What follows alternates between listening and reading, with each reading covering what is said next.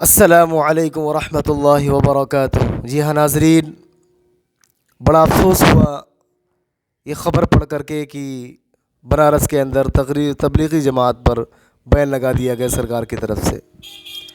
میرے دوستو، یہ کوئی آج کی بات نہیں ہے، یہ وہاں کا رواج ہے، وہاں کا پہلے قانون تھا کہ بنارس کے اندر اور قرب و جوار کے اور آس پاس علاقوں میں جب بھی کوئی جماعت آتی تھی تو باقاعدہ وہاں پر جو آس پاس کی جو تھانے تھے وہاں پر ان کو اطلاع دی جاتی تھی۔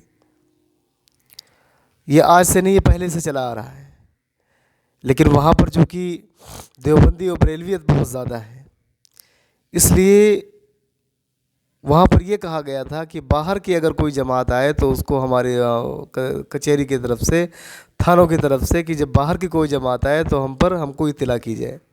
تو بس ایسے ہوتے ہیں کچھ مخبرین، جلنے والے، حسد کرنے والے، حاسدین، ظالمین جو جلتے ہیں، جو تبلیغی جماعت سے جلتے ہیں، تو انہوں نے جا کر کے وہاں پر شکایت کر دی کہ وہ جماعت جو تھی وہ ہماری گجرات کی جماعت تھی۔ اس کر کے وہ آئے باقاعدہ پولیس والے اور وہاں سے ان کو نکالا، باقاعدہ کھدیڑا وہاں سے ان کو، اور جون پور ریلوے اسٹیشن تک لے جا کر کے چھوڑا، کہا آپ یہاں سے چلے جائیے۔ اور بھوشیہ میں یعنی آگے آنے کے لیے بینڈ لگا دی، اس پہ بینڈ لگا دیا کہ یہاں پر جماعت نہیں آ سکتی۔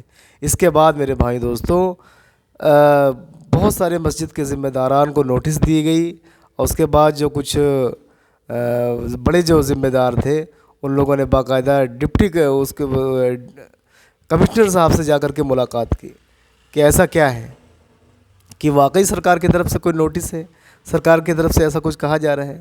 تو پتہ چلا ایسا کچھ بھی نہیں ہے، ایسا کچھ بھی نہیں ہے، یہ بس اپنی منمانی کرتے ہیں۔ میرے بھائی دوستو، یہ کمیاں ہماری ہیں، یہ مخبرین کیسے پیدا ہو گئے؟ آج سارے عالم کے اندر، بلکہ خاص طور سے ہمارے ملک ہندوستان میں ایسی خبریں سننے کو آ رہی ہیں، کہیں کچھ ہو رہا، کہیں کچھ ہو رہا، کہیں ایک مسلمان کو روک کر کے اس کی موب لیچنگ کی جا رہی ہے، کسی ہماری بہن کو روک کر کے اس کے ساتھ بلاత్కాر کیا جا رہا ہے، کہیں چھیڑ خانی کی جا رہی ہے۔ ایسا کیوں میرے بھائی دوستو؟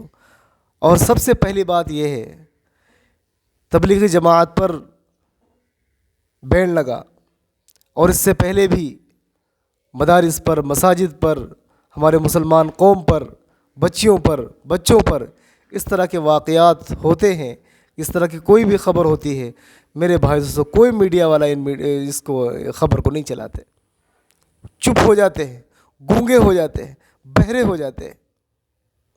چاہیے تو یہ تھا کہ وہ بھی یہ خبر کو دکھائے، عوام کو بتائیں، پبلک کو بتائے اس کی سچائی، اس کی حقیقت، لیکن نہیں میرے بھائی دوستو، وہ ایسا نہیں کر سکتے۔ ان کے سروں پر دوسرے، ان کے جو بڑوں کا ہاتھ ہے، انہوں نے منع کر رکھا ہے۔ آخر کیا وجہ ہے مسلمانوں؟ میرے دوستو، آخر کیا وجہ ہے کہ آج ہمارے مسلمانوں بھائیوں پر اور ہر یعنی تنظیم پر اتنے ظلم کیوں ہیں؟ اس کی وجہ کیا ہے؟ بنیادی وجہ کیا ہے اس کے؟ میں آپ سے سوال کرتا ہوں، اس کا جواب دیجئے۔ اس کی بنیادی وجہ ہے کیا میرے بھائی دوستو؟ اس کی مین بنیادی وجہ نا، آپ ابھی جواب اس کا دیں گے کہ مسلمانوں کے پاس پیسہ نہیں ہے، مسلمان اقلیت میں ہیں، مسلمان غریب ہیں۔ ایسا نہیں ہے میرے بھائی دوستو، ہمارے مسلمان بھائی مالداری میں، پیسے میں بہت زیادہ آگے ہیں،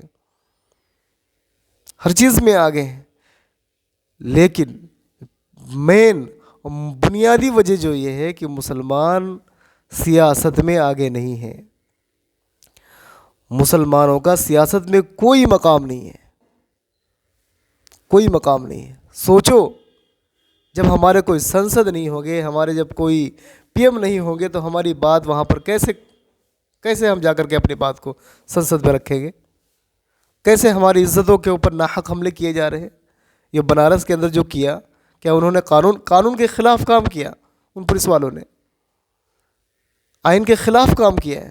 اس کے بعد یاچکا دائر کی گئی ہے، اس کا باقاعدہ مسئلہ، اس کا جو ہے، اس کی بحث چل رہی ہے، انشاءاللہ ہم کامیاب ہوں گے۔ لیکن مسلمانوں ہوش میں آ جاؤ، مسلمانوں ہوش میں آ جاؤ۔ ابھی جیسا کہ ہم نے بتایا، مسلمانوں، سیاست کوئی گندی چیز نہیں ہے، سیاست میں اپنا ایک مقام لاؤ، اور دوسرے اتحاد، اتفاق اپنے اندر پیدا کرو۔ کہاں چلے گی؟ بتاؤ تبلیغ، ارے ہماری جماعت کا کیا کسی سے نقصان ہے؟ ہم تو غیروں میں دعوت بھی نہیں دیتے، ہم تو اپنوں ایمان والوں کو دعوت دیتے ہیں، اپنی مسجدوں میں جاتے ہیں، اپنے مسلمان محلوں کے اندر جاتے ہیں، وہیں رکتے ہیں۔ اب ان کو اس سے تکلیف ہو رہی ہے، اس سے تکلیف ہو رہی ہے، لیکن در حقیقت میرے بھائی دوستوں، ظالم کتنا ہی بڑا ہو لیکن ظالم کب تک جیے گا؟ اس کا ظلم انشاءاللہ ایک دن ختم ہوگا۔ لیکن مسلمانوں اپنے ایمان اور اپنے اعمال پر آ جاؤ، اپنے نبی صلی اللہ علیہ وسلم کی تعلیمات پر آ جاؤ، پھر انشاءاللہ کسی کے اندر کوئی طاقت، کوئی ہمت نہیں ہے جو تمہاری طرف آنکھ اٹھا کر کے دے سکے۔ ڈرو مت مسلمانوں، سیاست میں بھی آگے آؤ، ہر چیز کے اندر آگے آؤ تاکہ اپنی بات کو سنسد کے اندر پہنچا سکو۔ تمہاری ایک طاقت ہوگی، تم الگ الگ ہو کے سب تم کو توڑ دیں گے۔